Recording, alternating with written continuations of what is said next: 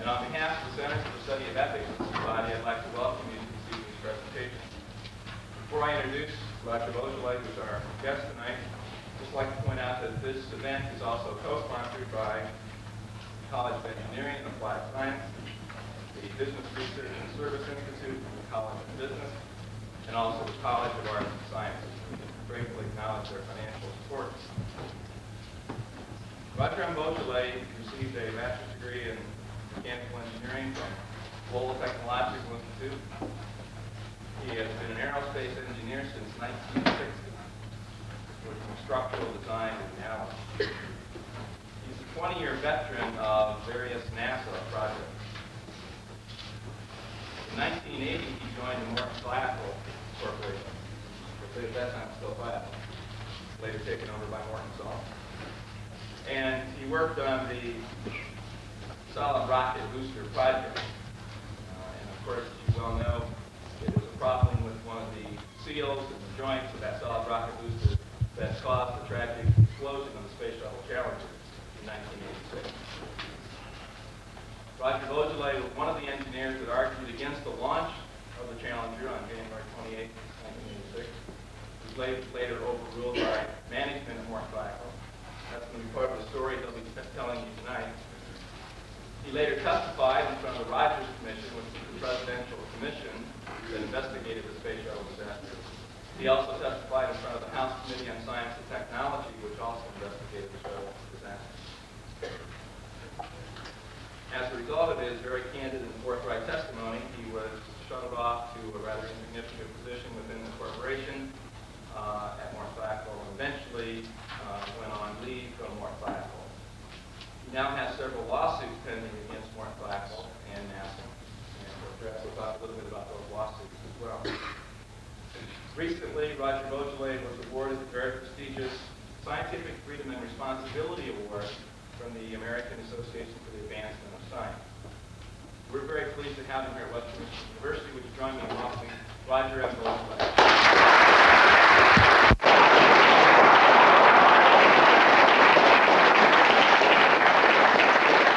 Could you maybe get me a glass of water? Thanks. Thank you very much, Ron. Is this mic working? Is okay?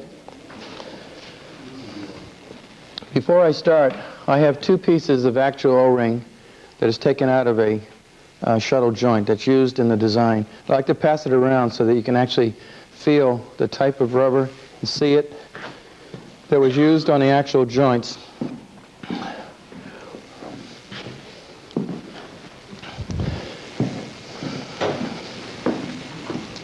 Distinguished faculty, students, and guests, I'm very honored to speak to you this evening. I will present a background summary of important events leading to the Challenger disaster, starting with January 1985, plus the specific details of the telecon meeting that was held the night before the launch, at which the attempt was made to stop the launch. I will continue with the post-disaster chronology of my working relationship with Morton Thiokol management, and conclude with a discussion on professional responsibility and ethical conduct, which statements from the members of the academic community in my closing remarks. Before starting, I want to show you some of the details of the cross-section of the joint for familiarization purposes. What we're looking at here is the cross-section of the joint. At one end of a 12-foot diameter cylinder is a clevis. At the opposite end of that cylinder is a tang. And when you mate two cylinders together, you have a tang and clevis joint as shown. They're joined by 177 one-inch diameter pins, which are load-carrying members. There are 3 in the joint used for locating purposes for assembly. The inside of the motor is up here where all the propellant is. I should mention that when a motor is fully assembled, ready for launch, each motor has 1.1 million pounds propellant inside it. The first O-ring to see any gas, should it ever come through the joint, is termed the primary seal. The secondary seal is as shown. I will be talking to the gap, which is the gap between the inboard clevis leg and the tang, as shown by this arrow right here. I'll also talk about hot gas bypassing the primary seal, and I'm talking about being trapped between two seals in this region here. Again, they're 12 foot in diameter, they're made out of steel, they're half-inch wall thickness, but they're still tender pieces of equipment. The significance of starting with January 85 results from my observation made during the post-flight hardware inspection of Flight 51C, which was launched on January 24th, 1985. I found that hot combustion gases had blown by the primary seals on 2 field joints, like the ones I just showed you, and produced 2 large arc lengths of witness hot gas blow-by because the grease was blackened between the 2 seals. The grease is normally a honey-colored grease. I participated in the Flight Readiness Review presentations for the next flight scheduled for launching in April. The presentations were given at the Marshall Space Flight Center in February at 3 successively higher level review boards with exclusions and refinements in content made at each board level. I spoke about my belief that low temperature was indeed responsible for such a large witness of hot gas blow-by, but NASA program management insisted that that position be softened for the final review board meeting. Accordingly, the final assessment chart reads as follows. The only important thing in this chart that I want to point out is the bullet right under conclusions, which states low temperature enhanced probability of blow-by. STS 51C experienced the worst case temperature change in Florida history. That was the only mention of low temperature or temperature at all in that presentation. With that, the conclusions were accepted and the boosters were certified acceptable for launch. I returned to Utah and met with Arnie Thompson, who was the supervisor of structural mechanics and design analysis, to discuss the blow-by scenario and the effects of cold temperature on O-ring resiliency, which we defined as the ability of the seal to return to a round cross-sectional shape when the squeeze on the seal was removed.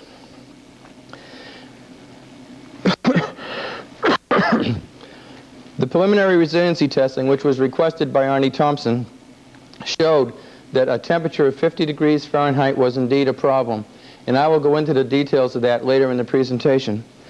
The data was discussed with Morton Thiokol management, but was thought too sensitive by them to release to anyone, so they just kept it secret.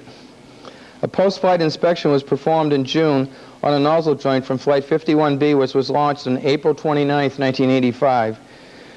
The nozzle joint is of a little bit different configuration. What you're looking here is the aft dome of the motor and a transition piece that actually holds the nozzle, which has a plane about like so. Again, the center line is on the top relative to the view you're looking at. This is the insulation that you see inside the motor that keeps the hot gas from burning through the metal case. The gap between the 2 pieces of insulation is normally filled with what we call vacuum putty that's supposed to keep the hot gas off the seals. It's the same type of arrangement on the field joint. I just didn't have a sketch to show you the insulation. So what happens if hot gas penetrates through the insulation, the first seal again to have the hot gas reach it is termed the primary seal. The one around the corner, which is an extremely safe seal because it is a face seal between 2 very large pieces of metal that are bolted up together with 1 1/8 inch diameter bolts. The next seal I'm going to show you from that flight when we took it apart is this seal right here. When we took that joint apart, we found a condition of horror. What this represents is a cross-section of the actual seal taken out of that motor joint. What you see in dark highlights is the only amount of seal material left in the 3 notches. This cross-section shows that about 80% of the seal cross-section has been vaporized by the hot gas. And so what we had seen here is a seal that had been fully compromised for the full 2 minutes of booster flight and had never sealed at all. And the seal around the corner, which was a very safe seal, had eroded 32 thousandths of an inch. Now, this heightened the concern very, very high, because if that same scenario that caused that erosion ever occurred in the field joint, especially at low temperature, then that's all she wrote. What I'm showing you here is other typical erosions. This was not a problem that just occurred the night before the launch. This shows the 17th flight, the 16th flight, a development motor, a qualification motor, and 11 and 13. And you can see around the outside is the erosion pattern in each of these. What these are is actual patterns taken off optical comparators that are used in the shop. Every one has a characteristic hump in the middle. These are on nozzle joints, but the field joints look very, very similar. In fact, if you put them side by side, you couldn't tell the difference. My former concerns now escalated as a result of what I just showed you. A flight readiness review was given at the Marshall Space Flight Center on July 1st, 1985, with an additional presentation the next day, which covered the overall status on all booster seals. The preliminary results that I told you about on O-ring testing that we obtained in March was presented at this meeting for the first time. Basically what happened, we had two flat plates made out of steel. One plate had a groove in it, just like the O-ring groove in the actual hardware. The other plate was flat. What we do is squeeze a piece of seal, just like the one I'm sending around through the audience right now. We squeeze it down 0.04 inches. Then release that squeeze 30 thousandths of an inch, which is 0.030 inches. At 100 degrees Fahrenheit, the seal always maintained contact with both metal pieces. At 75 degrees Fahrenheit, the seal would lift off one of the mating surfaces for 2.4 seconds. And at 50 degrees Fahrenheit, the seal lifted off the mating seal contact for an excess of 10 minutes. Now the significance of those numbers is very simple. We're comparing seconds with an ignition transient event inside the motor that all takes place within 0.6 of a second. And so the liftoff for 2.4 seconds is a huge difference in what the seal performs and what the ignition transient cycle is. We also tested a larger diameter seal, 0.295, and found that it acted at 50 degrees, very similar to a flight seal at room temperature. And we were going to try to install that in a flight for a short-term fix. Unfortunately, that never happened.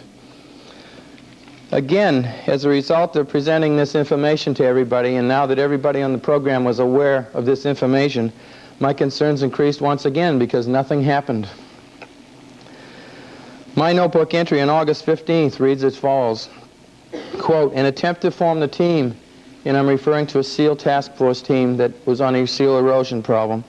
The attempt to form the team was made on 19 July 85. This attempt virtually failed and resulted in my writing a memo. The memo finally got some response and a team was formed officially. The first meeting was held on August 15th, 1985 at 2:30 p.m., close quote. The memo I referred to is the one I wrote to the Vice President of Engineering at Morton, Thiokol, and read to the Presidential Commission on February 25th, 1986. The memo ended by saying, quote, "It is my honest and very real fear that if we do not take immediate action to dedicate a team to solve the problem, then we stand in jeopardy of losing a flight, along with all the launch pad facilities," close quote. Morton Thiokol was then asked by NASA Marshall Space Flight Center in September to send a representative to the Society of Automotive Engineers Conference in October to discuss the joint seal design and solicit help from experts in attendance. However, I was given strict instructions which came from NASA not to express the critical urgency of fixing the joints, but to only emphasize the joint improvement request during my presentation. I made the presentation to approximately 130 technical experts on seals and asked for help with design improvement suggestions, but no one said a word. Bob Bevling, who was in program management, and I spent the rest of the time at the conference talking to seal vendors whom we had previously contacted. Now, in fairness to the technical people at the SAE, in retrospect, I have figured out why they didn't say a word. What I presented was design information that was an order of magnitude outside of their experience base. The gaps that are normally used in an O-ring joint are 1/2 to 3/1000ths of an inch. What I presented was a maximum of 33 thousandths of an inch. When the gap opens due to pressurization, it normally opens several thousandths of an inch. We had a measured value of 42 thousandths of an inch, and I gave them a range of 42 to 60 thousandths of an inch. And so what I had presented was so far outside of their experience base that it's no wonder no one said a word. So I've concluded that in retrospect, but was very disappointed in real time at the meeting. The SEAL task team that I was on was frustrated right from the start due to lack of management support to provide the resources necessary for us to accomplish our task. Accordingly, I wrote a series of very damning activity reports in which I left no room for error about how I felt concerning the lack of that support. Unfortunately, I never knew for sure if my boss ever passed it up through the management structure. The evening telecom meeting between Morton Thiokol, the Marshall Space Flight Center in Huntsville, Alabama, and the Kennedy Space Center on January 27, 1986, was the final event preceding the Challenger disaster. The major activity that day focused upon the predicted 18-degree Fahrenheit overnight low and meetings with engineering management to persuade them not to launch at such low temperatures, and concluded with the hurried preparation of 14 view graphs for the evening telecon. The following view graphs are the actual ones that were presented that evening. Please note that the view graphs were prepared in haste, and a lot of them are just hand-printed. We had less than an hour to prepare this presentation. There were various engineering disciplines that did it. We didn't know what the other person was doing, and we saw their presentation in real time as it was presented. I will go through some of these rather quickly, like this one. It's just a title chart, but notice the hand printing. We didn't even have time to get them typed up. This is the type of chart we always presented at a flight readiness review meeting, and what it was is a series of statements that showed what we had via problems in the joint. You'll notice that the bottom one here says Flight 2B has an erosion of 53 thousandths of an inch. That was the second shuttle launch, and we had the maximum O-ring erosion on the second flight up until the time the Challenger had the problem. What you're looking at here at 51C is the previous coldest launch in January of 1985. And although we didn't have large amounts of erosion, we had huge amounts of black grease as a result of the products of combustion past the primary seal. This was a presentation taken right out of a Washington, D.C. report to NASA headquarters on August 19th. And basically, it breaks the problem down into two areas. Am I standing right in front of you? The area of concern was the ignition transient cycle and then the steady state cycle. And what we did is broke it down into three regions. I defined 0 to 170 milliseconds as a region, and for those that aren't of a technical background, that's 0.17 seconds. Yeah, that's an area of very high reliability that we will have the capability of pressurizing a secondary seal. 170, 330 milliseconds, we would have somewhat a reduced probability of doing that. And at 330 to 600, we most assuredly would have a jump ball. In the steady state condition after the ignition transient up to the full 2 minutes of booster flight, if the erosion ever penetrated a primary seal, we had a high probability of no secondary seal capability, and I'll show you a visual of that in just a moment. The bottom two bullets explain the rationale and why we were able to make that statement. We had done the bench testing in March, which showed that the O-ring was not capable of following the movement of the metal parts. We also did one more bench test at my request in March, and that was to squeeze the O-ring 40 thousandths of an inch and back off only 10 thousandths of an inch at 50 degrees Fahrenheit. When we did that, the seal maintained contact with the mating parts. That is the reason for the initial statement in this region. That was the discussion that night, was we were going to transfer the problem from a safe region to an unknown region, and that was the crux of the situation that night. This chart was also presented. I presented this chart, which simply says a temperature lower than the current database results in changing the primary O-ring sealing timing function. It would be slower, it would be more difficult to actually affect a seal. The arc lengths that we found in the January 85 flight of black and grease were 80 and 110 degrees, which was a huge difference, and I'll show you the difference on the next chart. Lower O-ring squeeze would result from a lower temperature. I ran a calculation that day showing that the cross-section would shrink by 3 thousandths of an inch. It's not much, but it's in the wrong direction. Higher O-ring shore hardness. As the temperature goes down, that O-ring gets very stiff.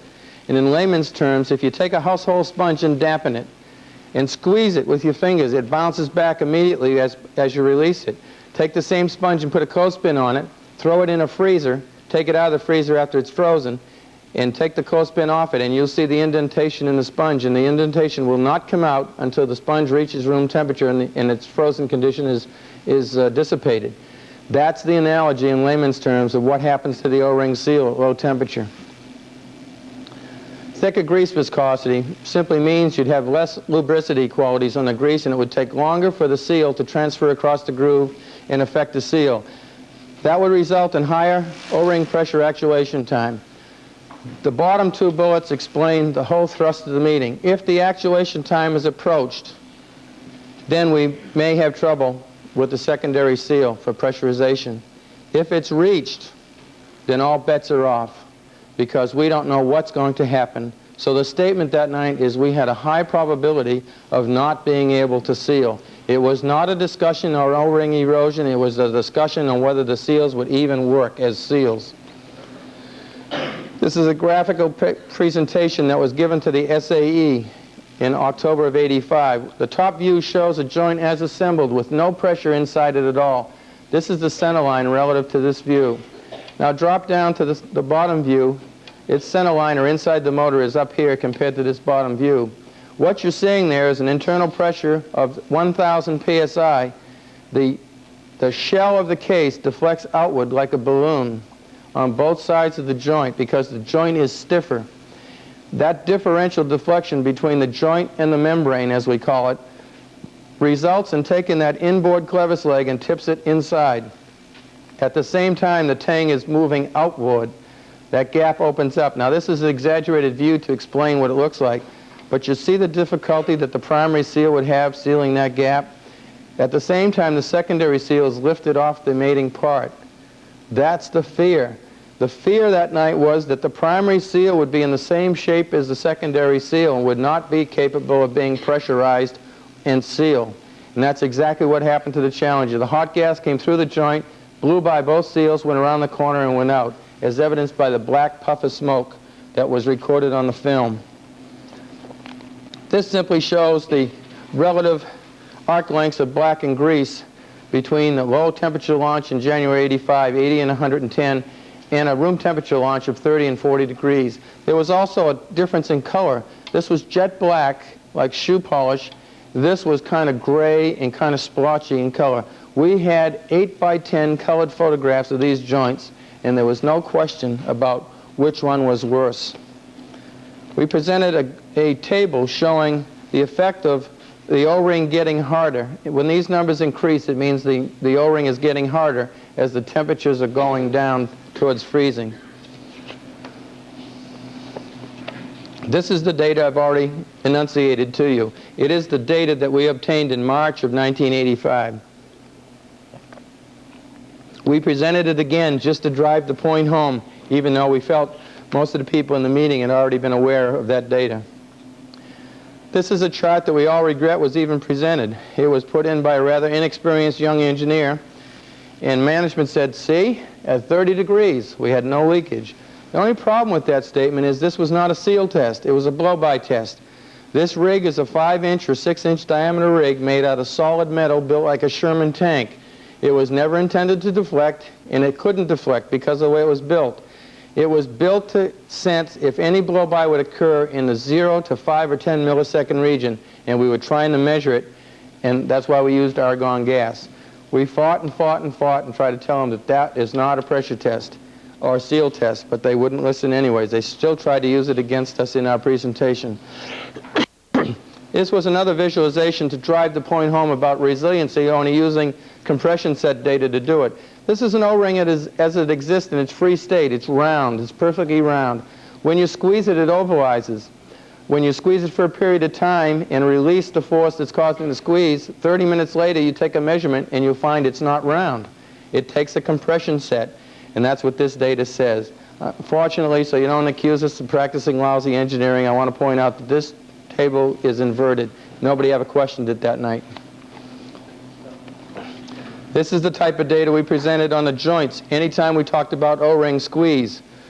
This is the previous coldest January '85 launch. This is the Challenger data. The numbers outside the parentheses are percent squeeze. The numbers inside the parentheses are actual squeeze in thousandths of an inch. And so what you see, if you quickly look at those, is we had a typical set of joints with more O-ring squeeze than we needed. The requirement stated 20 thousandths of an inch actual squeeze, or 7.54%. And you can see by those numbers that we had a typical set of joints way above minimum requirements. That basically says we're homing in on temperature, not anything else in the joints. We had some more data that was presented that night. The DMs refer to development motors, the QMs refer to qualification motors, and the SRMs refer to actual flights. The Challenger data is in the last line. Mean bulk temperature of the propellant, it's not really important, so I won't discuss it. Ambient temperature just means the outside temperature. The O-ring temperature is the important column. You'll notice we had a range in testing of 47 to 52 degrees. Our next chart has a disclaimer against that. You'll see also that the 27 and the 29 degrees on Challenger is way outside of what we'd ever experienced before. That was the issue. We were starting to fight for not flying outside the database, which was always a NASA requirement to force us to fly within a database. The conclusions chart were prepared by the Vice President of Engineering as a result of our persistence during the day, and he presented this chart. Basically, temperature of the O-ring is not the only parameter controlling blow-by. We agreed with that. We had a low temperature and everywhere else in between. SRM-15, the January 85 launch, with blow-by at 53 degrees Fahrenheit. The 4 development motors in a range of 47 to 52 had no blow-by, but, and here comes the disclaimer, they had putty packing, which altered that test data. Let me explain something to you. When you take two motors and you put them together horizontally, you tip them up like so. You feed them together, and then you close the joint like a hinge. That's the only way you can mate them. Each segment weighs in excess of 320,000 pounds apiece, and you're trying to put them together very gingerly. Now, it's a very difficult assembly, and all these testings predated my arrival at Thiokol in 1980. And what they made was a decision way back when that because it was a difficult assembly, that's what caused the blowholes in the putty to exist. So they used to tamp the holes shut and add putty if necessary. So what they did basically is void the whole qualification development testing program relative to O-ring erosion. Now, there was nothing wrong with the original rationale except for one basic fact. They never tested the flip side of that statement, which is, if it happened in a horizontal position, let's assemble one vertically and find out what happens. Well, they finally did that in the mid to late 1985 time frame, and they found out, what do you know, it also has blowholes in it. At about 50 degrees, it can be expected to get blow-by because we've had that experience. This is the prediction of the Challenger launch O-ring temperatures, 29 degrees at 9 a.m. in the morning, and I think it says, 38 at 2 p.m. in the afternoon. We have no data that was discussed all day or presented that evening that says that there's anything different or unique about the Challenger joints except low temperature. This is the conclusion, recommendations. It basically says don't launch it below 53 degrees Fahrenheit because that's our experience base, and we're also concerned about the preliminary test data that we presented. And if you have to launch it, for heaven's sakes, calculate the wind and the ambient temperature to give you a seal temperature of no lower than 53 degrees Fahrenheit. That's basically what that chart says. This concluded the engineering presentation.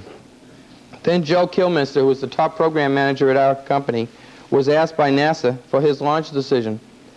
Joe responded that he did not recommend launching based on the engineering position just presented.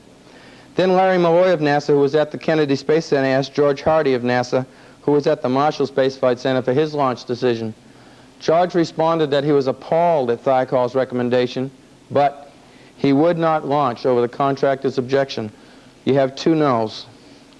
Then Larry Malloy spent some time giving his views and interpretation of what the data meant that had been presented, with his conclusion that the data presented was inconclusive.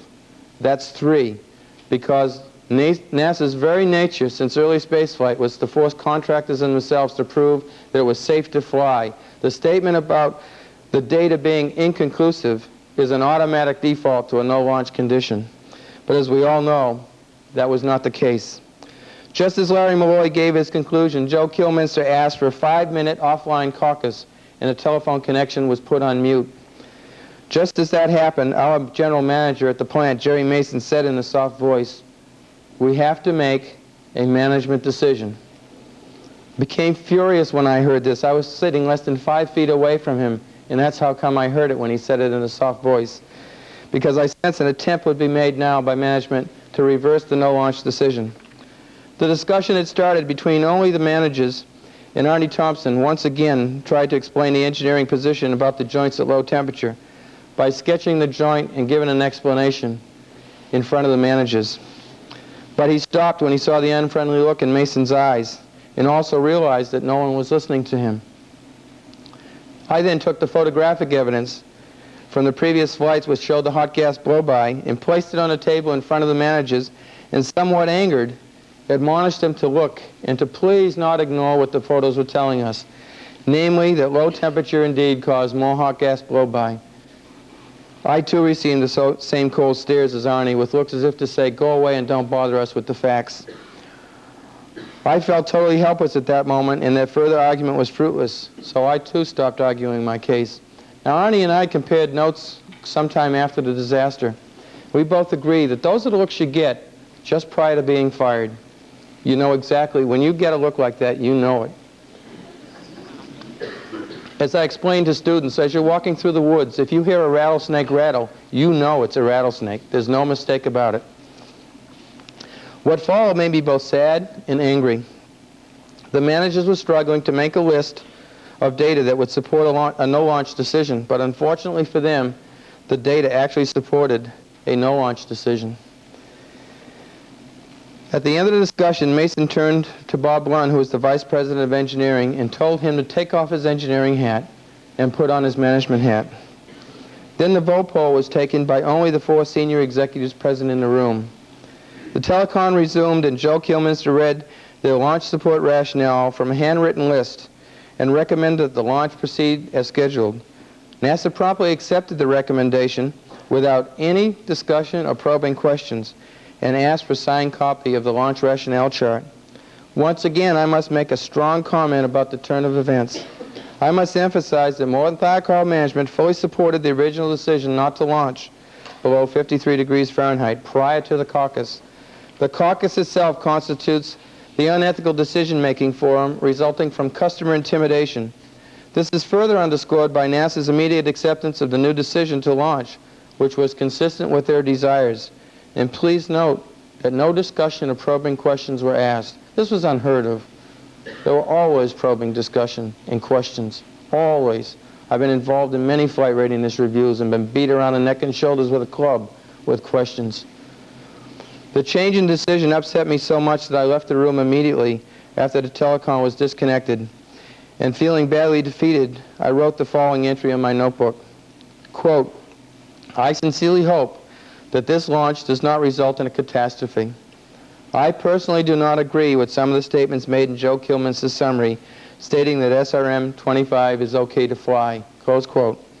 After I had a chance to review a copy of Joe's chart, I realized that I didn't agree with any of his statements made to support a launch decision. I believe that anyone who has normal powers of reason will question the validity of the following chart as a chart to support a decision to launch the Challenger to its destruction. I'm going to go down these one at a time because it's so important. You ask yourself as I read these off whether this is a statement to support a decision to actually make a launch. Calculations show that SRM-25 O-rings will be 20 degrees colder than the January 85 vehicle O-rings. Remember, we had presented data in 25-degree increments that showed a horrible difference between 100 degrees, 75 degrees, and 50 degrees. It's the only data we had, but we did present it. Temperature data not conclusive on predicting primary O-ring blow-by. Remember what I said about data not being conclusive? The engineering assessment is that. That's an outright lie. The only engineers who spoke in that caucus were Arnie Thompson and myself, and we didn't assess anything except regurgitate what we had presented in the first part of the meeting, which was not launching it. Colder O-rings will have increased effective durometer. Does that sound familiar? That was on my chart as a reason not to launch. Harder O-rings will take longer to seat. Does that sound familiar? I called it timing function on my chart. More gas may pass the primary O-ring before the primary seal seats relative to the previous coldest launch. Demonstrated sealing threshold is 3 times greater than 38 thousandths erosion experienced in SRM-15. That is a positive statement, but it doesn't apply to what was being discussed that night. We were not discussing O-ring erosion. That means the seal works and the hot gas stops to flow, and a little bit of the O-ring is nibbled away by hot gas. We were discussing whether the seals would even work, and if they didn't work, you get blow-by, which means that the seal is gone before you can blink. If the primary seal does not seat, the secondary will seat. Somebody's waving a magic wand and just decreeing it's going to work. Pressure will get to the secondary seal before the metal parts rotate. I don't know how they knew that. Arnie Thompson and myself were the closest two engineers to that joint since 1961. We didn't know that, so I don't know how they knew it. There was never a test run, ever, that characterized that joint either in pressure, temperature, or deflection in a real-time transient condition. And the reason that was never done is because each case segment costs roughly $450,000. And to make a joint and drill a hole in it voids $900,000 worth of equipment for flight. And so they never did it. O-ring pressure leak check places the secondary seal in output position, which minimizes sealing time. That is a true statement, but it's only a statement of pure engineering fact. That's neither a plus nor a minus. What it simply says is that when you put pressure on an O-ring seal, it moves away from the pressure to the opposite side of the groove. It will do it 1,000 times out of 1,000 times. It's just a fact of physics. MTI recommends that the launch proceed on January 28th. You notice there's no restrictions on that statement whatsoever. If the weatherman had been more unkind to us than he actually was, and had gone down to 15 below zero, that statement says, go ahead and launch it, it's okay. The last bullet is a contradiction of the first bullet. SRM-25 will not be significantly different than the previous coldest launch in January '85. They just said it would be 20 degrees colder, and we just had presented data not more than an hour before that said that was very significant. That was the chart that was used to make the decision to send Challenger to its destruction. Therefore, Morton Thiokol senior management reversed the sound technical decision without one shred of supporting data and without any reevaluation of the data they had promised when they requested the caucus. The next morning, I paused outside Arnie Thompson's office and told him and my boss, who was the manager of applied mechanics, that I hoped the launch was safe. But I also hoped that when we inspected the joints after the recovery, that we'd find every seal burned almost all the way through, and then maybe somebody with authority would have enough courage to stand up and stop the flights until we fixed the joints. It was about 5 minutes or 10 minutes before the launch, as I was walking past the room normally used to watch the launch, when Bob Ebling stepped out and invited me to come in. At first I refused because I had made up my mind not to watch, but he was gentle and coaxed me to come in, and I entered the room. The room was filled, so I seated myself on the floor closest to the big screen and leaned up against Bob's legs as he was seated in a chair. The boosters ignited, and as the vehicle cleared the tower, Bob whispered to me that we had just dodged a bullet. Now let me explain what he meant by that.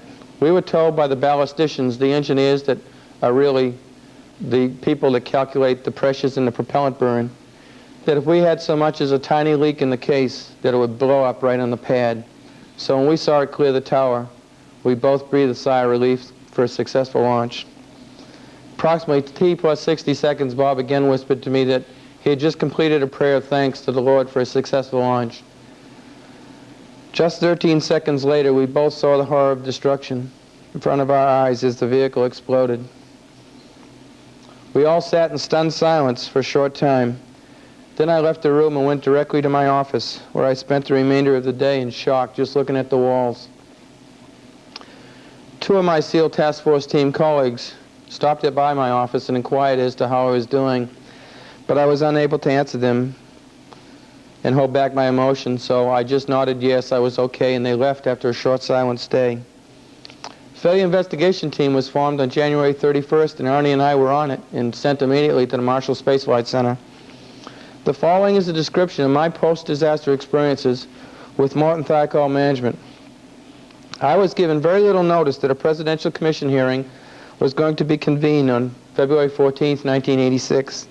I had approximately 2 hours by myself, total, and was struggling to organize a set of notes to aid me in my testimony, while Morton Thiokol management had their publications department prepare a formal set of professional biographs for their version of the events leading up to the launch decision.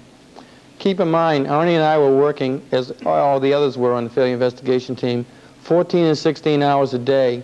We're having a hard time getting asleep and also having a hard time staying asleep. So we were essentially getting about 4 or 5 hours sleep a night. And it was a devastating time for us.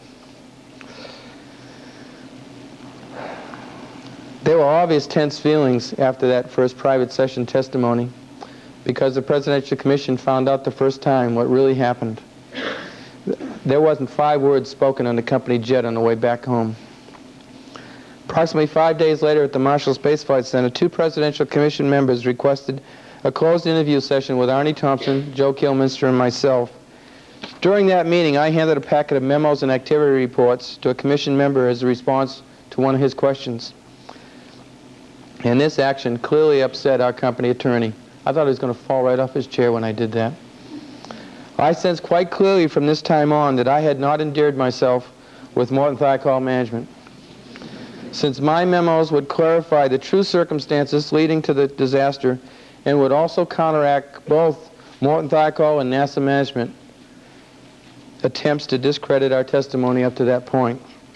My senses proved quite accurate because Joe Kilminster had a heated discussion with Arnie and I right after the meeting. Joe strenuously objected to Arnie and I constantly correcting his version of what the technical data meant. Joe said that we were welcome to express our opinions, but he was also welcome to express his. We agreed with him, but said we would continue to correct him if his version was incorrect as it had been up to that point. Joe became very upset with us, but we didn't let him intimidate us. I suspect I fell into further disfavor with Morton Thiokol management after the public testimony on February 25th to the Presidential Commission. Again, Morton Thiokol management had prepared beautiful colorgraphic view-graphs and printed books, while I struggled with my notes. However, this time they were not allowed to speak from their view-graphs and were only allowed to submit the written material to the Presidential Commission and answer their questions. I directly rebutted Morton Thiokol General Manager's testimony concerning our supposedly non-unanimous engineering position at the telecon. My rebuttal was based on the fact that only Arnie and I were the principals involved during the continuing discussions at the telecon on the night before the launch. Brian Russell and Bob Ebling of Program Management were the only ones who spoke, and they said only a few sentences. No one else said anything, either pro or con. So I therefore consider all those people as non-entities, and it really matters not what they may say after the fact, since they did not have the conviction nor the courage to speak during the telecon meeting that night. I know for a fact that Mason talked to some of these silent people after the disaster and interpreted what they said as support for the management decision to launch. I submit that his testimony is an example of management's deceit and half-truth at its best in his attempt to discredit my testimony. We all gathered at Morton Thiokol resident office in Washington, D.C. after the testimony, and management decided to send me back to Utah and keep Arnie Thompson at the Marshall Space Flight Center until the investigation was completed. I was happy to return home because I wasn't pleased with the way NASA was diligently attempting to find a condition other than low temperature that caused the disaster. In Utah, I began to sense the first signs of isolation from NASA, but I didn't fully recognize the situation. And I continued to argue for full, truthful disclosure while factions of Morton Thiokol and NASA management were fully content to tell only half-truths about the history of the development and production of the solid rocket boosters. I realized by mid-April that I was being isolated from NASA and the main redesign effort. Since mid-March, while Morton Thiokol management was telling me of my great importance to the redesign effort. Unknown to me, the president of aerospace operations at Thiokol, Mr. Ed Garrison, had ordered my isolation from NASA with great subtlety, so I guess the company could say if asked, yes, Roger Beaujolais still works here. In fact, he's the new SEAL redesign coordinator.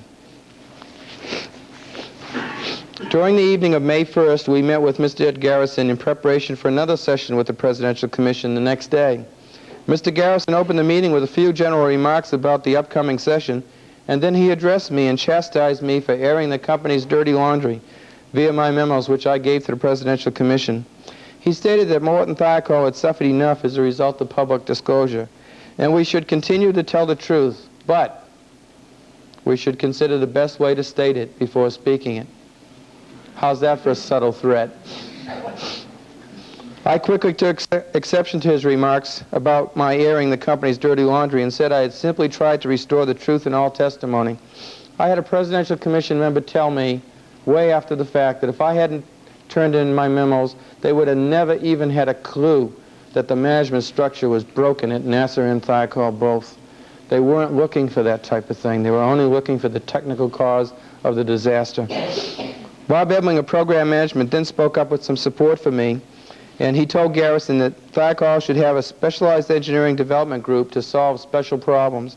Garrison snapped at Bob and told him to stop and quit telling him how to run the company. We went into the commission session the next day with conditions as tense as they had ever been. And Chairman Rogers asked Al McDonald and me about our job assignments.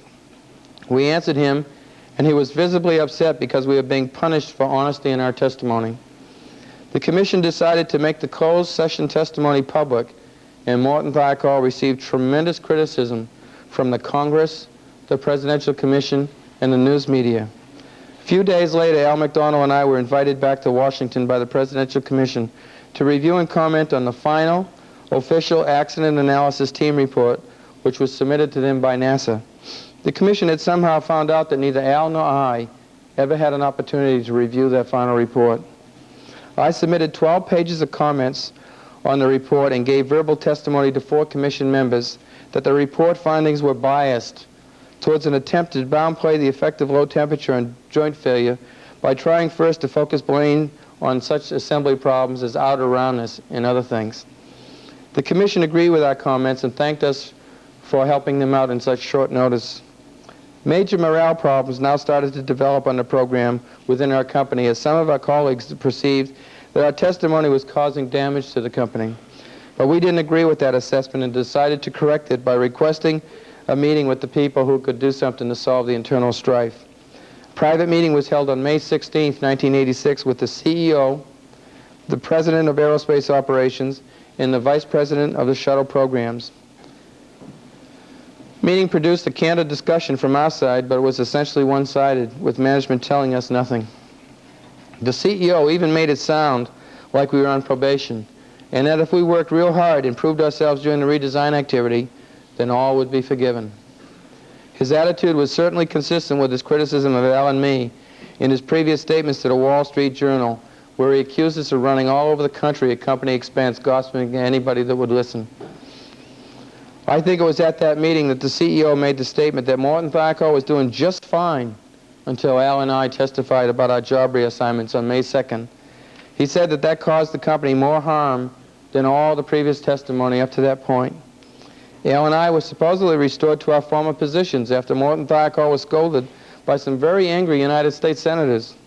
But it was actually only a superficial restoration, which the company skillfully reported by inference in a press release as a promotion for Al, who was to head the redesign activity, while my interface was restored with NASA.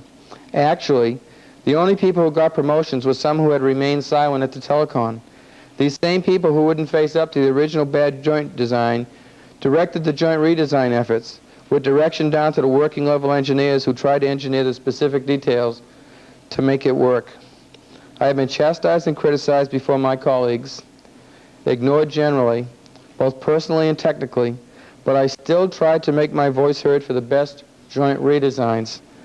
I was the only person that reviewed the superior redesign proposal submitted to Morton Thiokol by Vetro Gray of Houston, Texas, and finally secured them an opportunity to present their proposal to Thiokol management. But unfortunately for Vetro Gray, and unknown to me at the time, the primary redesign configuration decision had already been made, and they had only a poor backup position up to December of 1987, when all backup designs were eliminated by NASA due to budget cuts. We were all asked to testify again on June 17th and 18th, 1986, to the House of Representatives Committee on Science and Technology. The 2 days of preparations with attorneys and public relations people, plus the testimony itself, was almost more than I could bear when combined with my treatment at Morton Thiokol. Approximately 1 month After that testimony, I could no longer endure the hostile environment at the company, so I took some time off at the recommendation of a company executive. After being away from the plant for a while, I realized that I couldn't return to work for them, so I informed them in September that I would never return to work.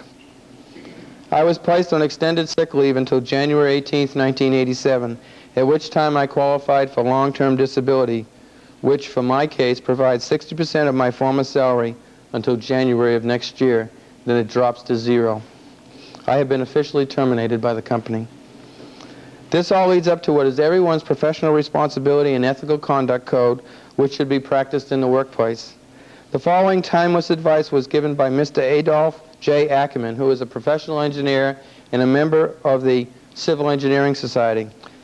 This article was written in June 1967, published by the Institute of Electrical and Electronics Engineers, commonly known as the IEEE. Mr. Ackerman said, quote, "Engineers have a responsibility that goes far beyond the building of machines and systems. We cannot leave it to the technical illiterates, or even to literate and overloaded technical administrators to decide what is safe and for the public good. We must tell what we know, first through normal administrative channels, but when these fail, through whatever avenues we can find. Many claim that it is disloyal to protest. Sometimes the penalty, disapproval, loss of status, even vilification, can be severe. Today we need more critical pronouncements and published declarations by engineers in high professional responsibilities. In some instances, such criticism must be severe if we are properly to serve mankind and preserve our freedom. Hence, it is of the utmost importance that we maintain our freedom of communication in the engineering profession and to the public. The decades ahead are bound to be a critical and difficult period, and there will be occasions for sharp dissent and strong words if we are to meet our responsibilities." Close quote. In a parallel vein, the American Institute of Aeronautics and Astronautics has published a code of ethics for their members known as Rule 2.4, which simply states, quote, "The member will indicate to his employer or client the adverse consequences to be expected if his judgment is overruled." Close quote. I believe that we as professionals must make our technical opinions clear to the managers and decision makers, whether our views are good news or bad news. The academic community has studied many cases on whistleblowing and ethical conduct in our society and have some conclusions which apply directly to this discussion. The following quotes were published in the February 1987 issue of the IEEE Spectrum magazine. Professor William H. Starbuck, New York University's Graduate School of Business Administration, said, quote, "The fact that people are in a hierarchy tends to amplify misperceptions. A low-level person has a fear that something might happen and reports it to a higher level. As it goes up the hierarchy, information gets distorted, usually to reflect the interest of the bosses." Close quote. That professor has a crystal ball, because that's exactly how I've observed it happening over my 27 years' experience. The top guy at a plant hasn't the faintest idea what goes on at the working level in his plant, because he never comes down out of his office to kick the tires and see what's happening. Professor of sociology at Smith College, Myron P. Glazer, said that time and again there is a tendency to kill the messenger bringing the bad news rather than punish the wrongdoers. He also states that, quote, "People who hung tough with their organization managed to do very well.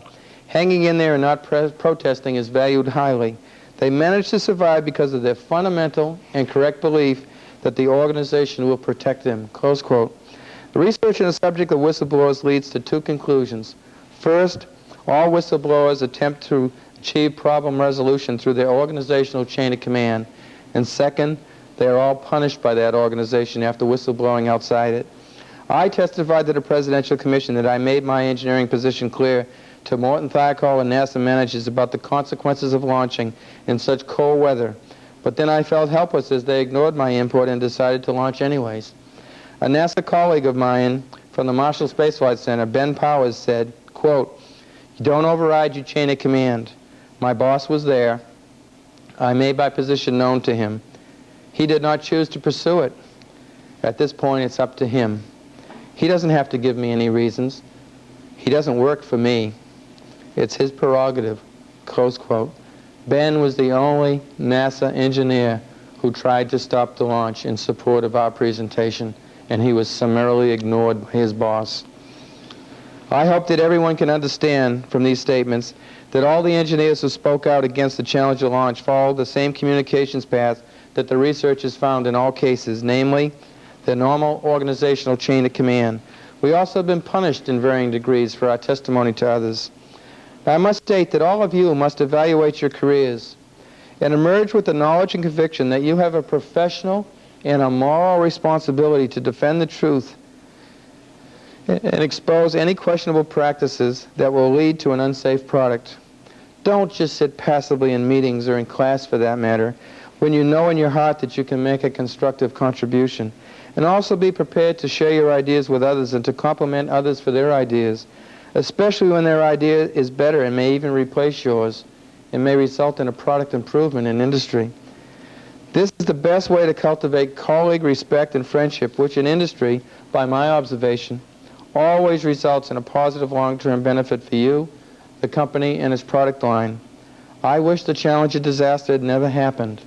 And since I cannot turn the clock back, I hope that if anything good can result from this terrible tragedy, then I desire that all academic institutions and professional societies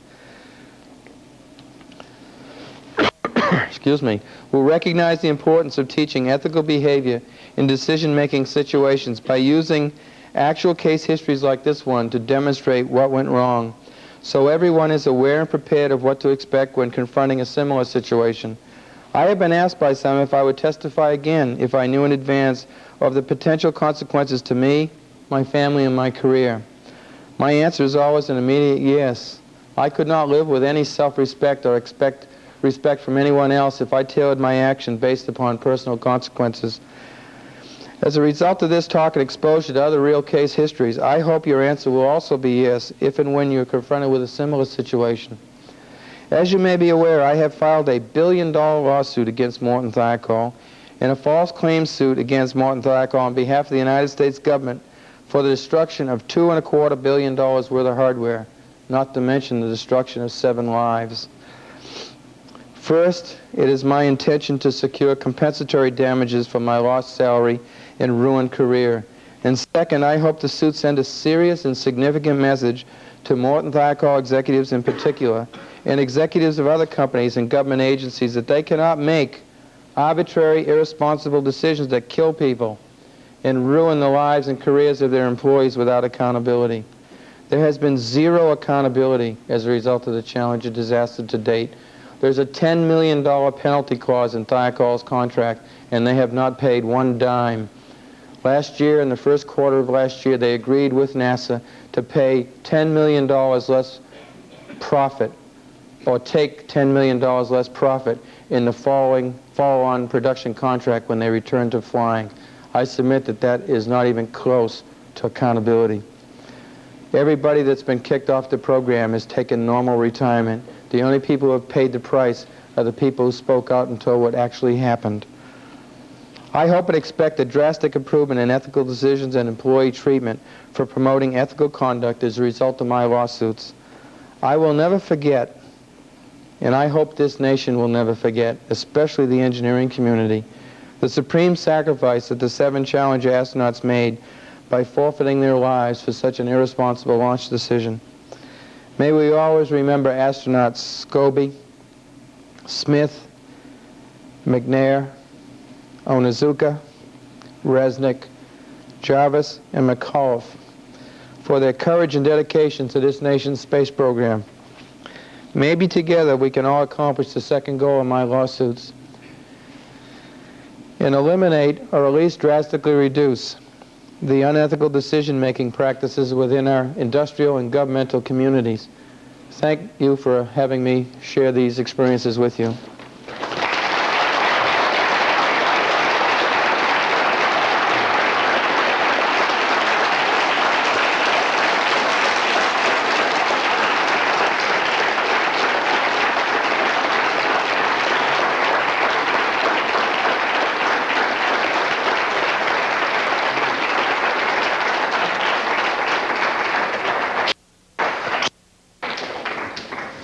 I usually open it up for questions and answers, but before I do that, I want to get one more lick in.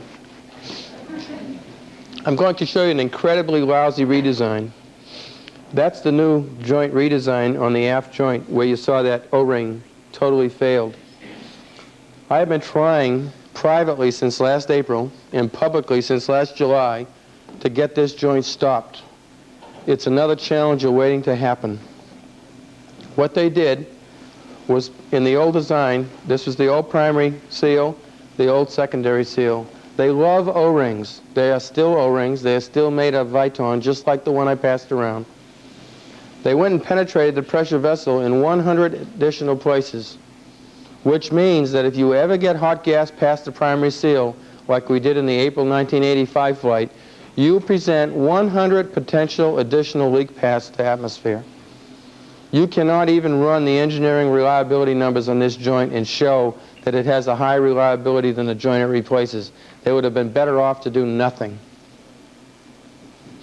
because the secondary seal around the corner is a very safe seal. Further, you see that little seal there? That is specifically there to keep the adhesive off the real primary seal. Remember I said they love O-rings? That's an O-ring also. Now, if the reason that's there is to keep that adhesive off that seal so it doesn't foul the seal, then doesn't it follow that that adhesive will follow that seal? The bad news is that they've already had hot gas leakage up to that seal in the last December's test.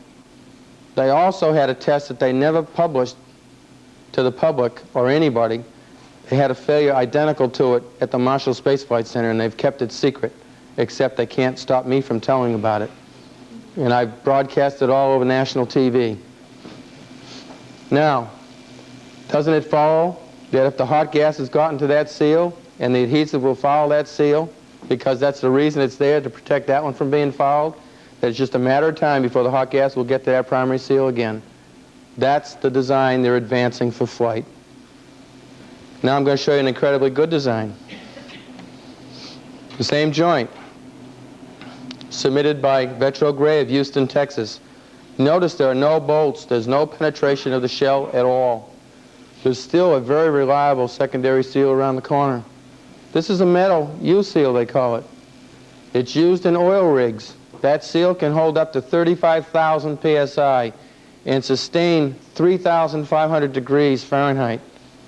This seal was summarily rejected as the primary redesign because we've never flown anything like that before. I asked them, with an attitude like that, how did we ever get a man on the moon? And how come we drive automobiles today instead of having horse and buggies? Because that kind of attitude destroys innovation. This design is an extremely safe design. It doesn't cost a dime more than the design they're screwing around with right now. And that's the design that was rejected. And with that, I'll just open it up for questions. For people who are interested, this is a bibliography of some very good information for those that want to dig in further. And those that want to complain, I have the names of the senators and the congressmen on the House and Science Committee that have the oversight responsibility for NASA. I'll now take questions from anybody that has them. I have a question. Out of all the engineers doing the launches, do you ever have like one engineer that will come up with some data saying you should launch? Yeah, that's always been characterized. In fact, that was the party line from NASA management. There's always engineers who don't want to launch. And there are.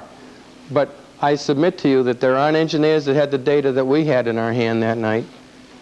That's a totally different story. They also characterize me and my colleagues and people like me as people who want a, quote, risk-free system. That's not true. What we want is a system that has good engineering in it and that has everything the best we can do, not a Cadillac when a Volkswagen will do, but something that will work and is good sound engineering. We all realize that the system is complex and that a failure could occur just due to the complexity of the system. And every engineer who works in the system and cares does not insist on a risk-free system. They insist on just a system that's engineered properly, that's all.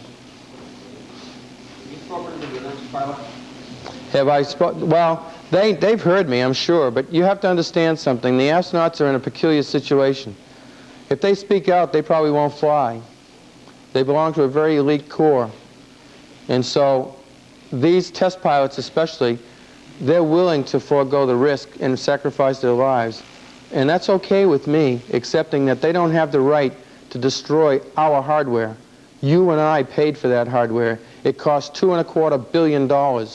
It will be the end of the manned space program if it happens again, in my opinion. And it's pointed to the fact that it's lousy management and terrible design. And I think that has an excellent chance of happening. What is the present disposition of your lawsuit?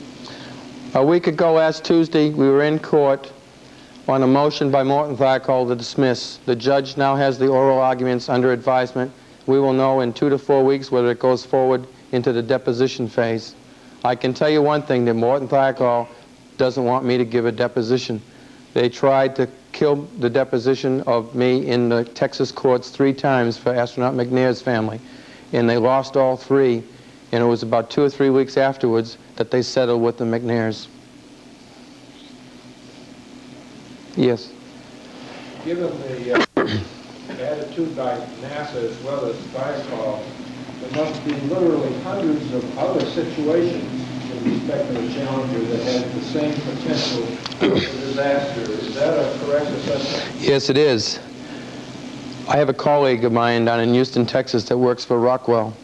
She blew the whistle because they've installed the software and didn't check it out properly. That's the software that's used to train the astronauts. It's also some of the flight software that's used to control the flight profile.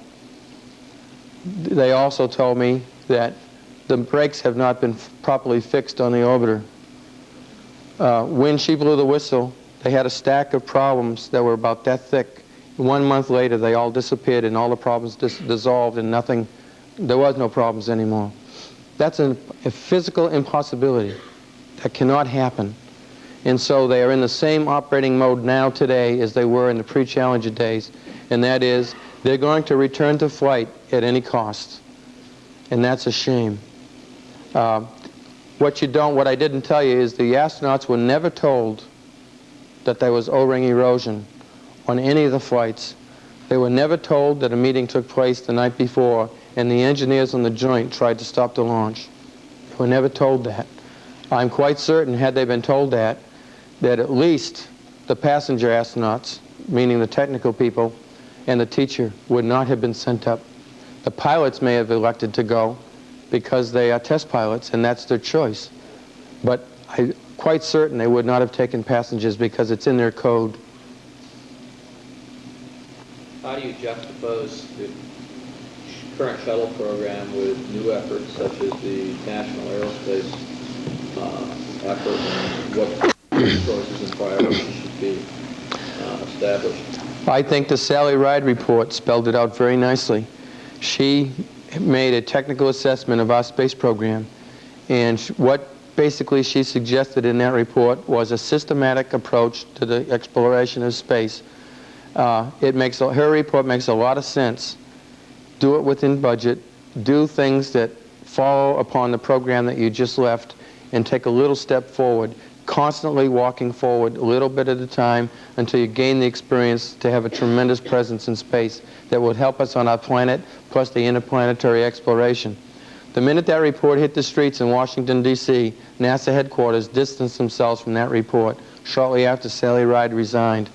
My understanding is, from newspaper accounts, that Sally Ride was the 10th astronaut that resigned from the Corps. Ask yourself the following question. If things were corrected and everything was wonderful at the Space Center, why would the astronauts that are technical astronauts give up the premier technical opportunity in this century to be astronauts and participate in such a grand and glorious job? 10 of them have quit. I have to ask myself the question and answer it such that I think there's something that they perceive inside and see that it's still very, very broken. Why were the 2 head people that headed the program in '74 returned to head the agency? Dr. Fletcher and Dale Myers were the same 2 involved in the contract disputes in 1974. Ask yourself the following question. Who better to control the damage than the people who were involved in the original damage. It's an exercise in damage control, in my opinion. Given the problems with chemical propulsion, is there a possibility that in the near future such alternate propulsions as the swirl disc of Thomas Townsend Brown and possibly the technology of S1 have a chance of development? I don't know. I'm not a propulsions person, but for this program, as it was constructed, the solid rocket motors were the proper choice. It's just that they were low on the totem pole as far as design parameters, and they were supposedly top-rated in management parameters, and they got the contract because they were low bidder. Whether these new designs materialize and these new propulsion systems come to be, I really don't know. I'm not even qualified to comment on it, and so I won't. There's a basic premise that you seem to convey that higher level management is not necessarily technically competent any longer for a variety of reasons. What happened to the idea of chief scientist or chief engineer? I saw only one signature on your one-page bullet that had a sign-off by a VP of engineering. Is that VP of engineering a bureaucrat, or is he a chief engineer? You're talking about the final chart used to make the decision? Yeah. He wasn't VP of engineering. He was the vice president, program management. Okay. And his degree was in either of one or two, and I'm not sure which. It was either in elementary education or in mathematics. Now, he'd been around for in excess of 25 years, but don't laugh, because the bottom line is you really didn't need a technical degree to understand that you shouldn't launch based on those facts. When we presented that information to Chairman Rogers and the Presidential Commission, Chairman Rogers is an attorney. He has zero technical background, and he understood fully what the chart said. He understood fully what the presentation meant. And he wasn't given a chart-by-chart explanation by us. He had seen them, but he wasn't given a verbal stand-up presentation like I just gave you tonight. He had no trouble at all understanding what we told him. In fact, he kept saying to management as he had him on the witness position, "My God, man, where was your common sense?" He must have said that at least a dozen times during the testimony session. And so he understood fully. So don't try to make a case for a miscommunication because they didn't have technical backgrounds. You have to understand, I made the point, they agreed with our decision not to go in the original part of the telecom. Now, the very fact that they agreed means there was no miscommunication. If you make a case for miscommunication, then you must make a case that they were idiots and actually did not make a decision based on knowledge, but made an arbitrary decision to agree with us. And they weren't idiots. You don't reach those levels of management because you're stupid. You reach those levels of management because you have something on the ball. It's just that when you have a tremendous amount of pressure in a monetary situation breathing down your neck, you do what is expedient for your company. They were in the 11th hour of negotiations on a follow-on single-source contract without competition that was worth $1 billion. Don't you think that might have had a little bit to do with the decision and the change in mind to accommodate a major customer? I do. I thought of it that night, and I still believe it's valid to this day. Following the Challenger disaster, several launches involving Atlas and Delta rockets also failed. Do you know if those were due to poor engineering or to... Yeah, I don't know about the Delta rocket. I think it may have just been their turn. The Titan, in the same vein. They had gone for a long time without a problem. It may have just been a quirk of the timing. It certainly didn't help the United States any. But the Atlas is quite another thing. The dummies launched it into a lightning storm. And when they were questioned by the press, a guy from the news media actually called me up and told me this. He said, "You know what I did after they had a press release? I asked the guy at the Launch Command Complex why they launched the Atlas into a lightning storm. And he said, we did not violate launch commit criteria. He said, I didn't ask you that. Why didn't you just look out the window and see what it was doing? And the posture at NASA today is one of extreme defense. News media people tell me that what used to be routine access to routine information is now closed down tight. Anything that they need to get, they have to file a Freedom of Information request with NASA, and if they get too close to something sensitive, they're told, you can't have it because it is vital to our security, and therefore they're shut off. So the agency that you once knew as a very open public agency is not that at all anymore. They are in a defensive posture like you can't believe. Never once in any of the interviews that I've given to radio or TV or any of the programs I've been on have they ever agreed to appear with me. Why? Because I know the questions to ask. And they're never going to stay up on a stage with me because I'll cream them. And they know it. Reporters stop at my home occasionally on the way out to Morton, Thiokol, and I tell them the questions to ask. And the PR guy goes absolutely out of his mind. One reporter reported back to me that the guy just couldn't believe it. He finally said, "Where are you getting these questions from?" And he just smiled and reported back to me. He never got any of them answered, but nonetheless, I know the right questions to ask, and so do other people on the inside. And NASA doesn't want to have those questions asked at all. Yes?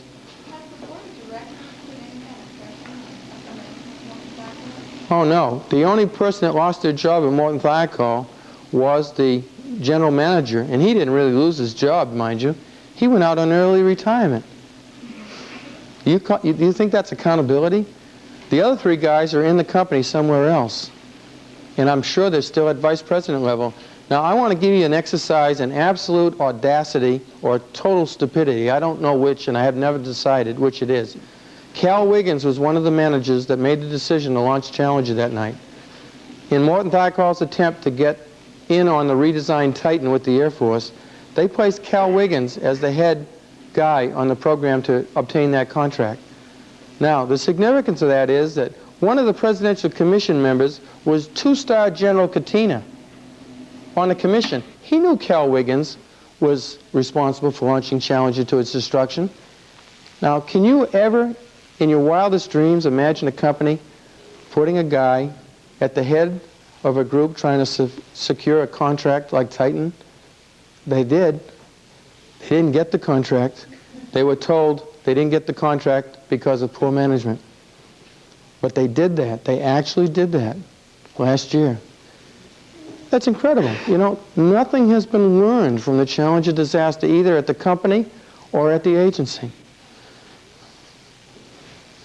What's the engineer to do if he's in a situation where he's broken down? Is it more ethical to quit, or is it more ethical to stay with it? Well, I think you have an obligation to have your voice heard.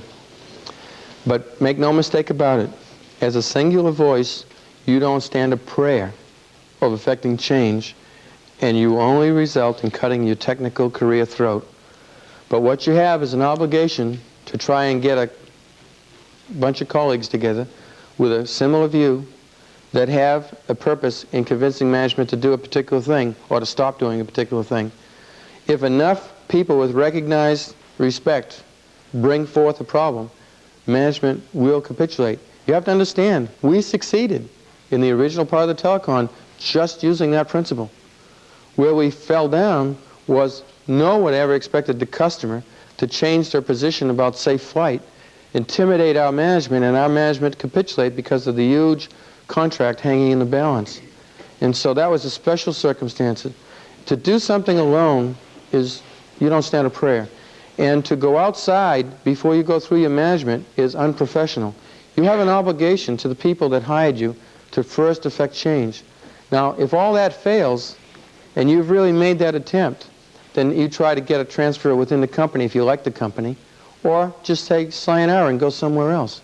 Because as an individual, you will absolutely pay the price without any chance of effecting change. And that's crazy to do it on your own. That's my advice.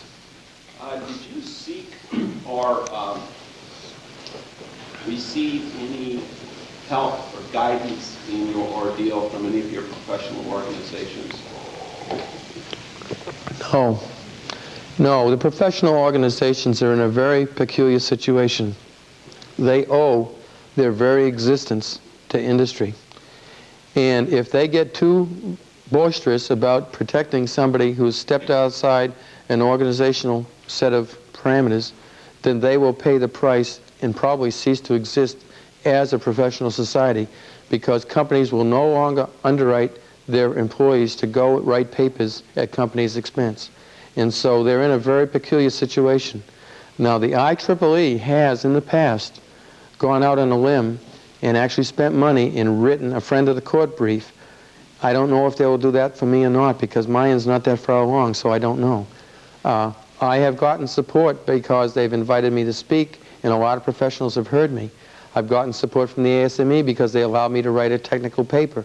That paper is being circulated like the press is going to burn. I mean, it's incredible the amount of copies that have been generated and sent around. Incidentally, my colleague in Texas has circulated that report to the astronauts' families, and that's probably the first true assessment that they will have of what really happened. And my paper basically has the embodiment of this talk in it, plus a lot of other stuff written in the paper. And that's where it stands.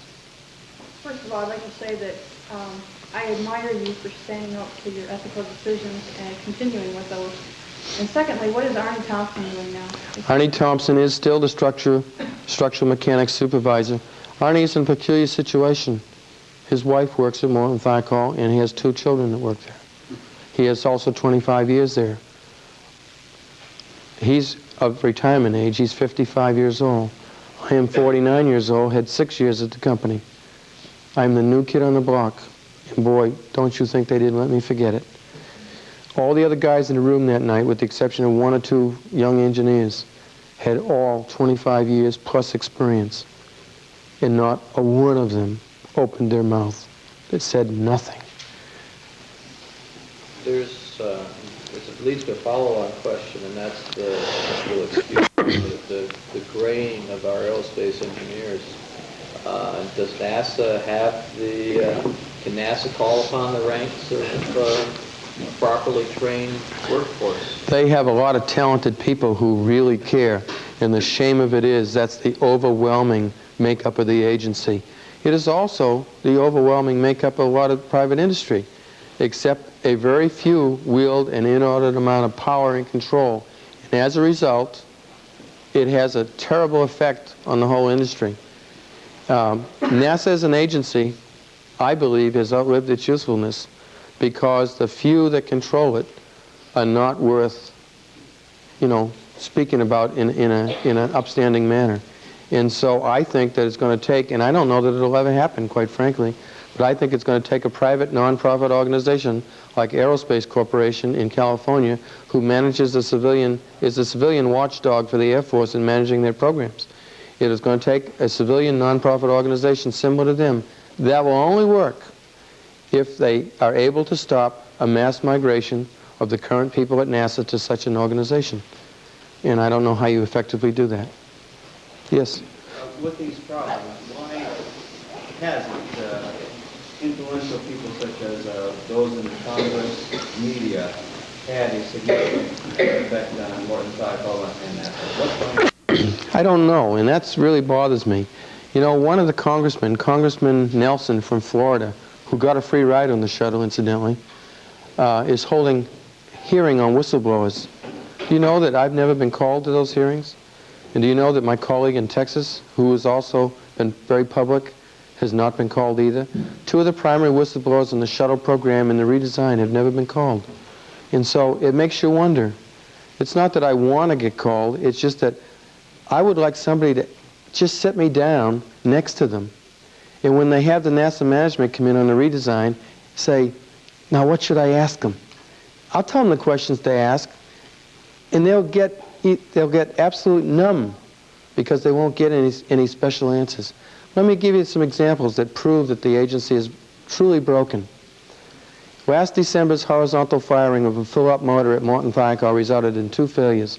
I already told you about one, the hot gas passage, and I already told you the rationale about the seals and stuff and why it shouldn't be advanced to flight. They also had another failure. It's called a boot ring. Okay, now they made a conscious decision, technical management decision, to redesign the boot ring because they had failed in flight. in the past. Okay, they went ahead and designed it. They also built 2 nozzles with the redesigned boot ring on it, put them on aft segments ready for shipment to Cape Canaveral.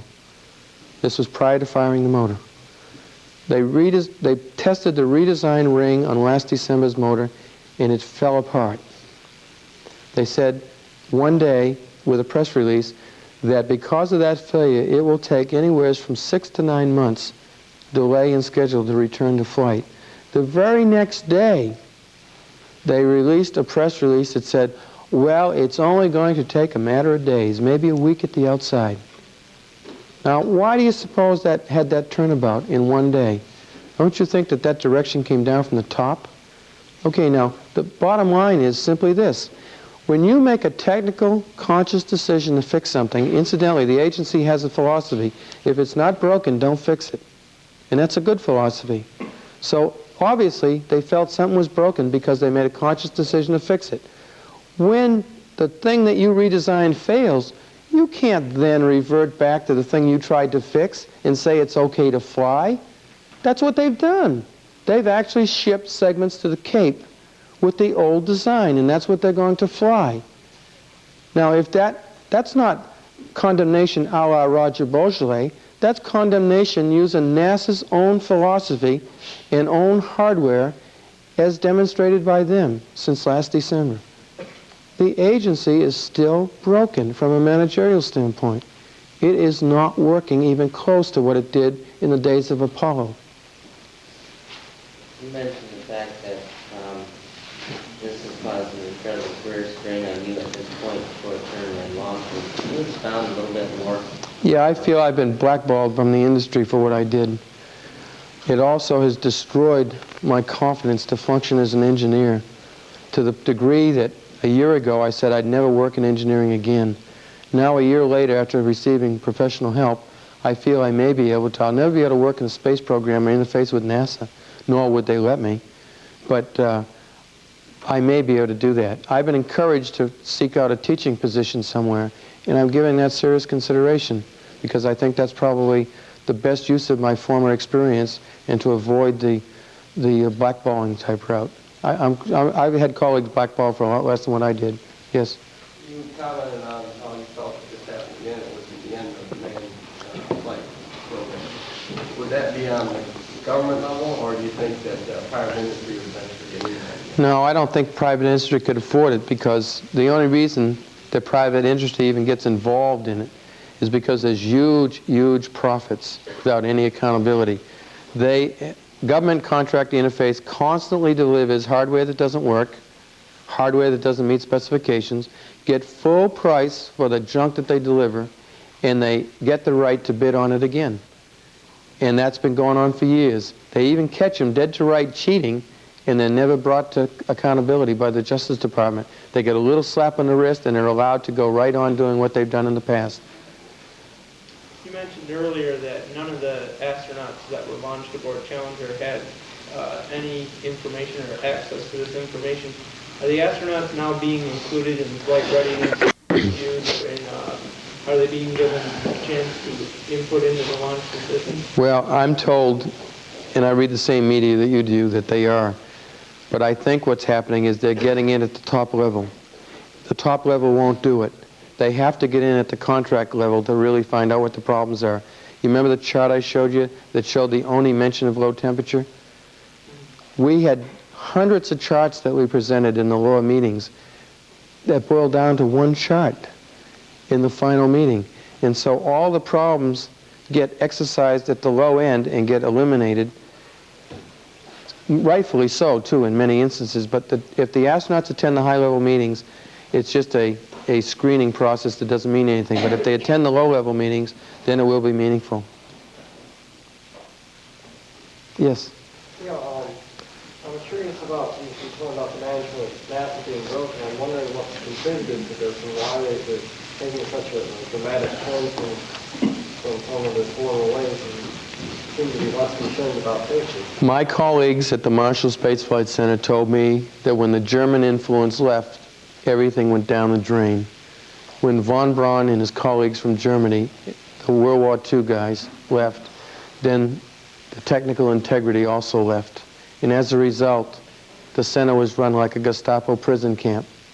And my colleagues down at the Marshall Space Flight Center could not speak out and bring problems forward without being publicly criticized in front of their colleagues. And that was an exercise to discourage problems from surfacing. I didn't tell you, but the shuttle was being flown with cracked turbine blades. I heard it my own ears that they were flying rotating machinery in the main feed lines and the liquid engines with cracked turbine blades. On an airliner that you would fly on in commercial flight, that plane would be grounded for cracked turbine blades and the engines changed out. And those airliners have containment rings, which mean that if it ever should throw a blade, it would never penetrate the fuselage and get you. On the shuttle program, I'm absolutely sure, even though I didn't work on it, that there are no containment rings because it's a space program and they have to keep it as light as possible. And if you lose a turbine blade, you will either puncture the external tank and create a Challenger, or you'll disrupt the whole aft end of the propulsion system in the orbiter, or you will wreck the payload bay, one of the three, or any combination. And they flew like that with prior knowledge. Give your view in your mind of life, the remaining few seconds, or maybe longer or less, for the astronauts after the... Well, the initial public release was they died instantly. That's NASA's PR line. They also said the Apollo astronauts died instantly. The Apollo astronauts did not die instantly. They suffered an excruciating, painful death as they burned for about 17 or 18 seconds. The astronauts did not die instantly. There's evidence that shows conclusively that some of their emergency packs were activated. Therefore, some of them may have survived the explosion and also may have lived until they impacted the water in excess of 300 miles an hour and flattened them out like pancakes. We'll only know in about 20 years because that's how they do it.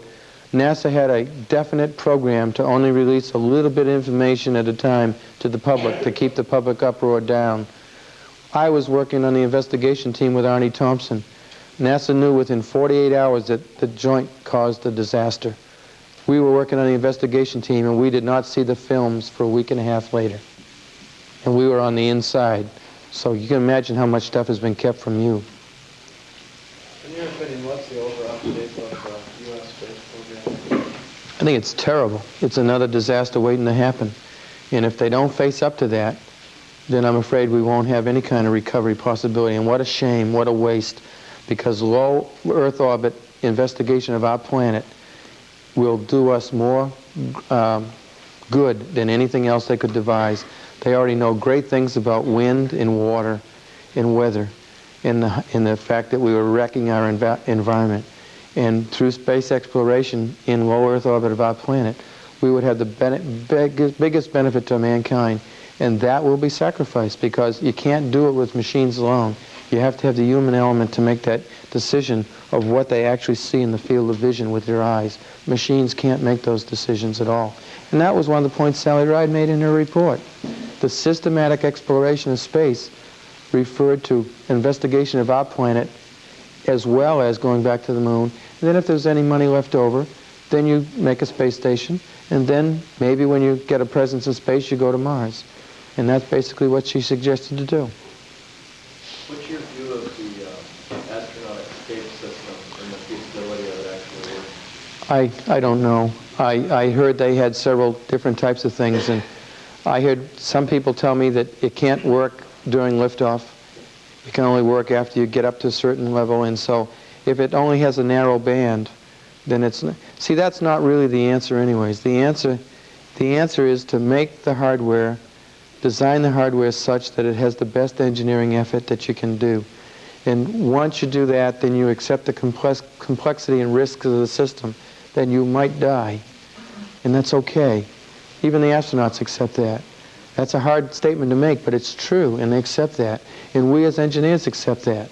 But what can't accept is lousy design, lousy engineering, lousy quality control, poor safety, lousy management.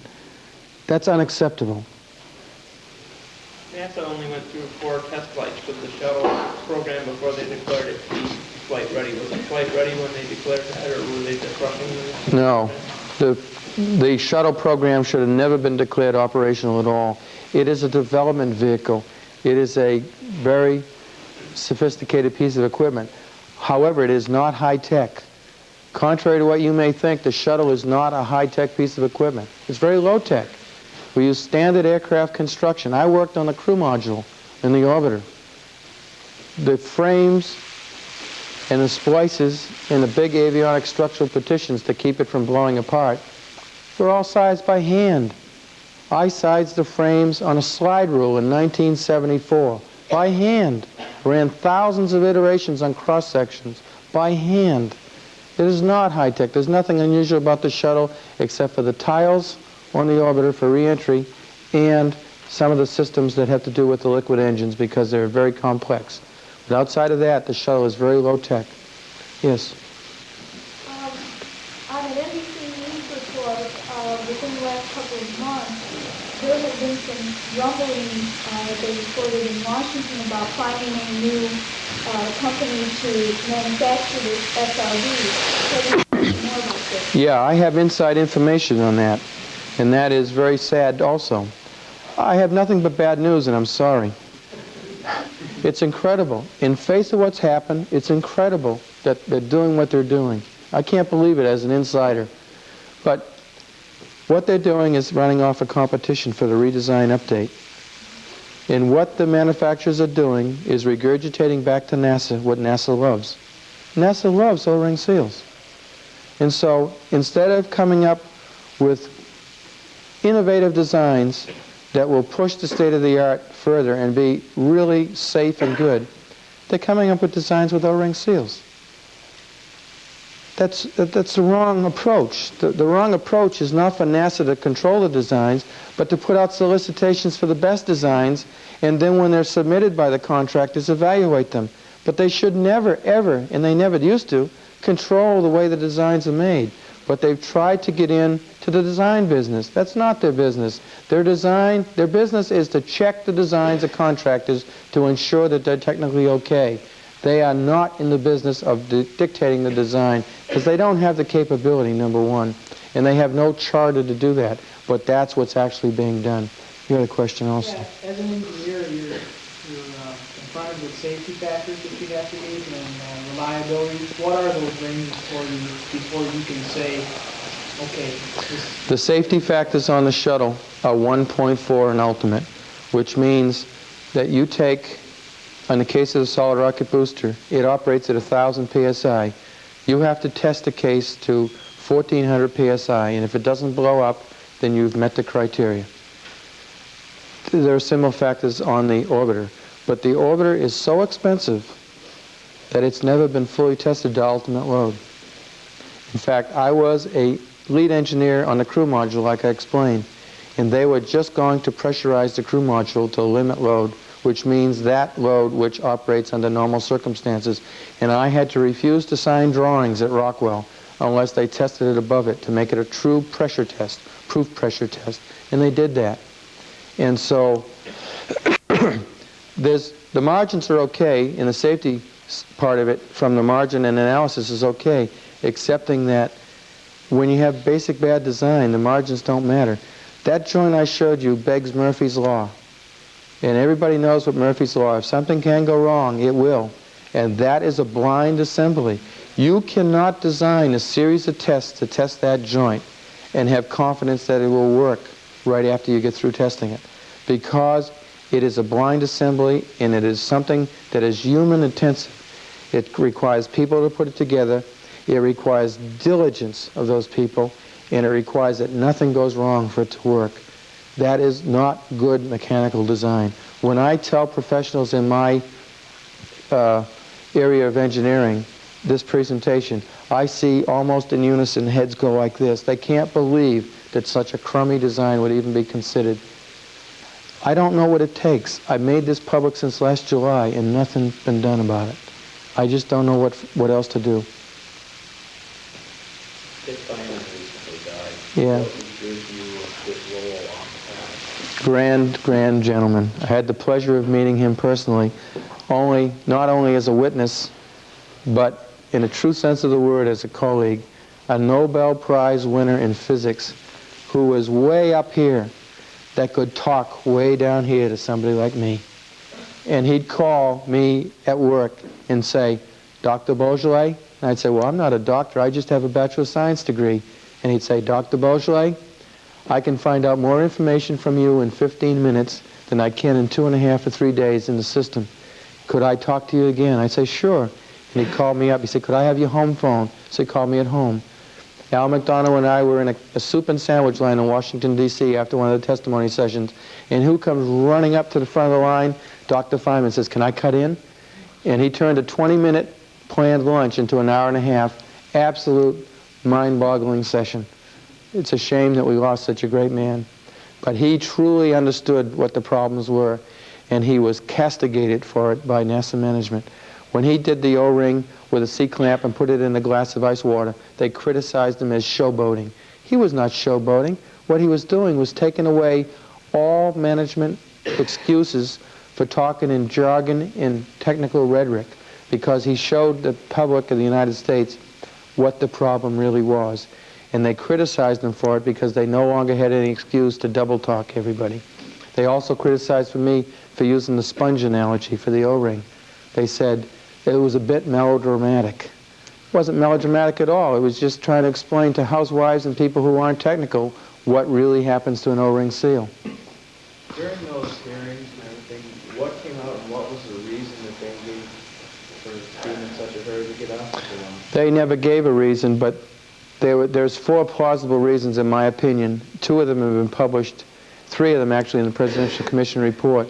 One is that there was a connection possibly with the President's cabinet level, and that the connection with the teacher in space to the State of the Union address. It's never been proved or disproved, I don't know. But it's a plausible explanation.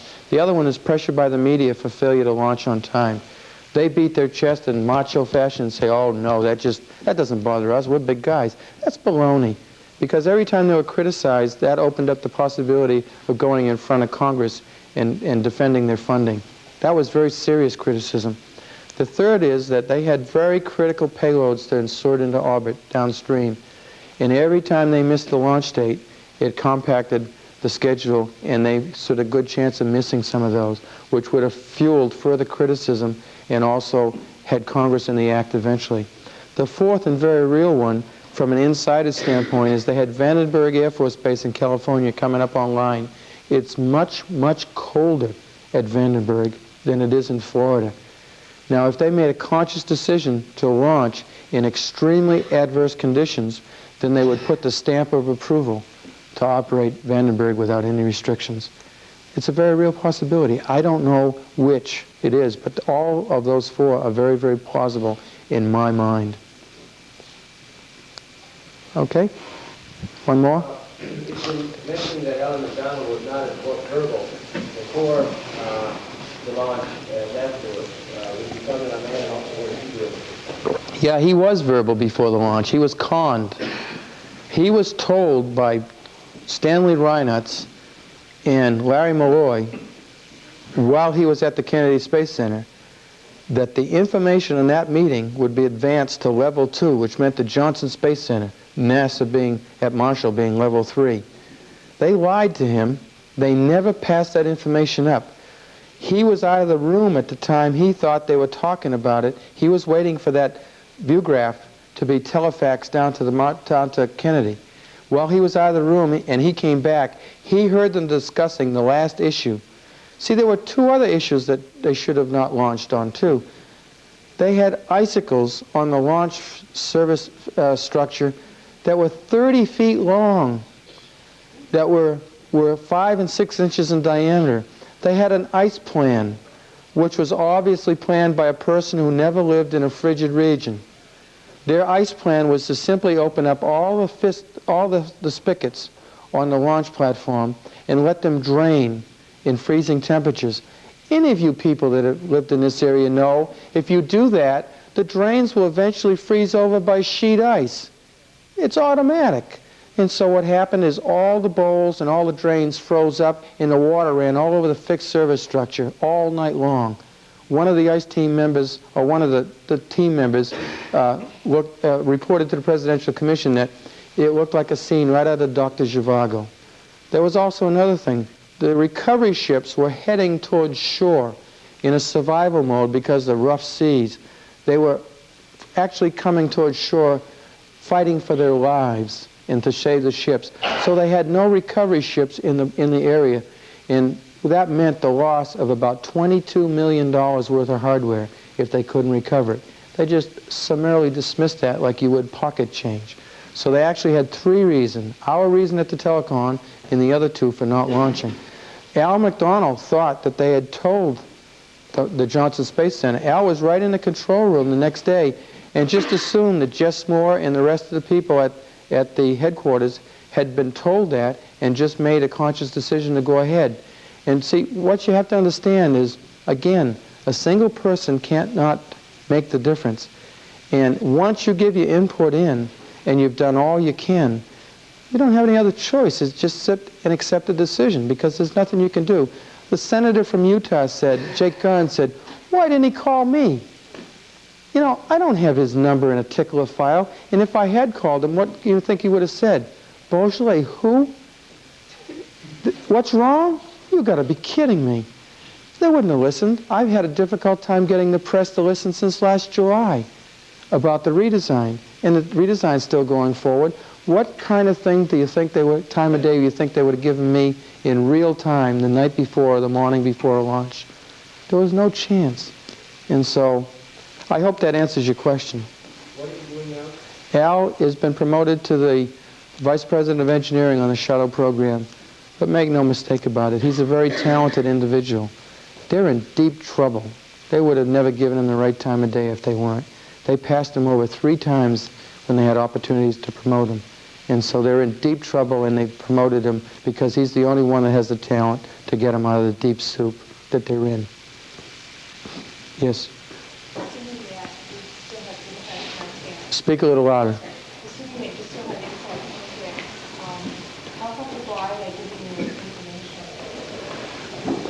Number one, your assumption's wrong. As a result of my lawsuits, the company has very effectively cut off my close colleagues from contact with me on threat that it will damage the testimony. And so I haven't spoken to anybody for over a year that's a close colleague. I have had people come up to me in a grocery store and say, Raj, it's business as usual. I know what that means. Nothing's changed. I've also had people from the Marshall Space Flight Center, one in particular, told me about that hot gas blow-by at the Marshall Space Flight Center. My contact has been very sparse. I don't know a lot of the details, but I know enough of the gross stuff to know that things aren't right still. Is that it? One more. One more. Take one more, and you've got a long day already. I've been in Chicago most of the day talking also, so we'll take one more. One of the news that initially was not to the press on the whole issue was apparently given to NPR, National Public Radio. Yeah. Do you have any memorial on that? Yeah. I'm the source of that information. They were trying to find out for over a year where it came from. I had a guy in my hotel room at the Marshall Space Flight Center, and I gave him all the information I could prior to testifying, realizing that I was going to testify and that it would be really unethical to tell him everything. I gave him just enough to break the news, and my understanding, when that hit the air, it really hit the fan, because everybody was trying to figure out where he got the information from. He got it from me and a colleague at the plant. He was at the Marshall Space Flight Center that interviewed me, and another guy from NPR interviewed another gentleman at the plant, and I'll leave it go at that. But everybody was trying to figure out where the source was. I had a very difficult time at the Marshall Space Flight Center. Reporters used to come to my door and bang on it, and they'd get mad because I didn't open it up and talk to them. I used to have to go around and sneak in and out of my room so that I wouldn't run into any reporters, because we hadn't testified yet to the Presidential Commission, and it wasn't fair to tell somebody something public without telling it official to the commission that was investigating the case. And so we just left it at that. Okay. Once again, thanks very much.